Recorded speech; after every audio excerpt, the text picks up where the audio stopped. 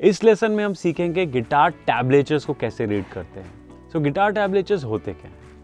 This is the easiest way of reading guitar notation made specially for guitarist. So एक ऐसा cheat code है जिसको सिर्फ guitar players use कर सकते हैं।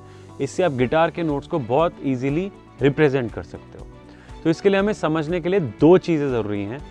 एक कि हमारे गिटार का स्ट्रिंग्स लेआउट क्या है और गिटार की जो फ्रेट्स हैं वो कैसे रिप्रेजेंट की जाती हैं। सो आप सबको पता है, हम जब गिटार ऐसे पकड़ते हैं, सबसे ऊपर हमारा है 6 स्ट्रिंग और सबसे नीचे है 1st स्ट्रिंग।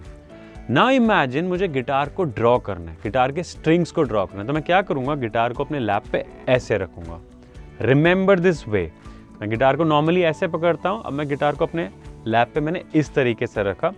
अब मुझे गिटार के जो फ्रेट बोर्ड है और जो उसके ऊपर स्ट्रिंग्स दिख रही है, इसको मुझे ड्रॉ करना है on a piece of paper. So what I will do is, ये जो 6 स्ट्रिंग्स हैं इनके लिए मैं 6 लाइंस ड्रॉ करूंगा। 1 2 3 4 5 6। Now the important thing, visualise this thing. जब आपने 6 लाइंस बनाई हैं तो सबसे ऊपर कौन सी लाइन है? Look at your guitar fret board. सबसे ऊपर कौन सी लाइन है? 1st line, which is actually your 1st string, the thinnest one. सबसे ऊपर आपकी 1st लाइन है और सबसे नीचे is the thickest string which is the 6th string. So जब आप 6 लाइंस बनाते हो तो गिटार की जो 1st स्ट्रिंग है वो सबसे ऊपर होती है। That is sorted, right? Now अब मुझे प्ले क्या करना होता है, गिटार पे अलग अलग स्ट्रिंग्स पे अलग अलग फ्रेट्स प्ले करने होते हैं, right? I can play a phrase like this. मैंने 1st स्ट्रिंग पे प्ले किया 0, फिर 2nd फ्रेट, फिर 3rd फ्रेट। तो इसको मैं कैसे रिप्रेजेंट करूंगा? Again going back to the 6 lines. 1st line पे मैं लेफ्ट से राइट लिखूंगा, पहले एक 0, फिर एक 2 और फिर एक 3। सो इसमें लेफ्ट से राइट, जैसे हम नॉर्मल इंग्लिश को रीड करते हैं, हम लेफ्ट से राइट रीड करेंगे। जो नोट दिखेगा, जो नंबर हमें दिखेगा जिस स्ट्रिंग पे, हमें वही फ्रेट प्ले करना है। सो अभी हम देखेंगे 1st स्ट्रिंग पे हमें 0, 2 और 3 नंबर्स लिखे हुए दिख रहे हैं लेफ्ट से राइट। सो सबसे पहले मैं 0 प्ले करूंगा 1st स्ट्रिंग पे, फिर 2nd और फिर 3rd।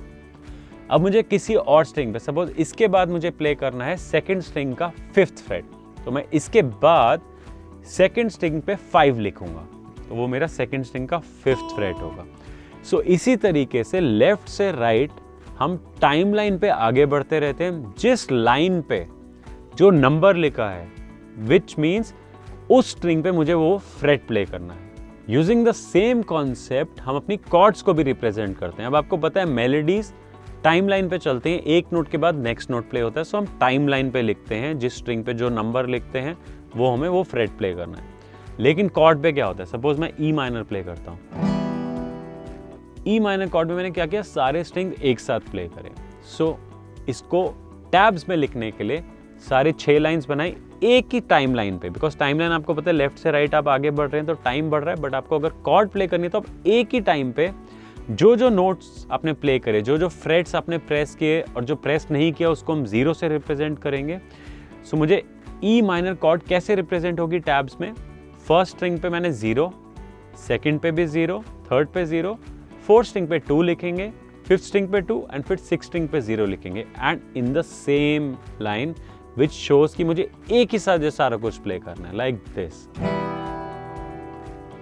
And this is how you read guitar tablatures, जिनको शॉर्ट फॉर्म में गिटार टैब्स भी बोला जाता है। गिटार टैब सीखना इसलिए इंपॉर्टेंट है एज अ बिगिनर, बिकॉज कोई भी ट्यून जो आपको अच्छी लगती है, जो कि आपको ऑलरेडी आपने बहुत अच्छे से सुनी हुई है, and you are a beginner, आप खुद से फाइंड आउट नहीं कर सकते tunes, but you really want to play, which is good also. आपका टेक्निक इंप्रूव होगा जितनी ज़्यादा आप ट्यून्स लर्न करेंगे। आप गूगल पे जाके उस गाने का नाम लिखो, साथ में गिटार टैब्स लिखो, आपको टैब्स मिल जाएंगे। some of them are user generated, so you can play and hear कि वो सही साउंड कर रही है कि नहीं, and you can definitely find a lot of really good tabs also. I hope you understood the concept. If you are new to guitar or if you are an intermediate player, do subscribe to the channel, hit the notification bell and keep on watching this space for a lot of interesting guitar content. Signing off, keep the good music alive.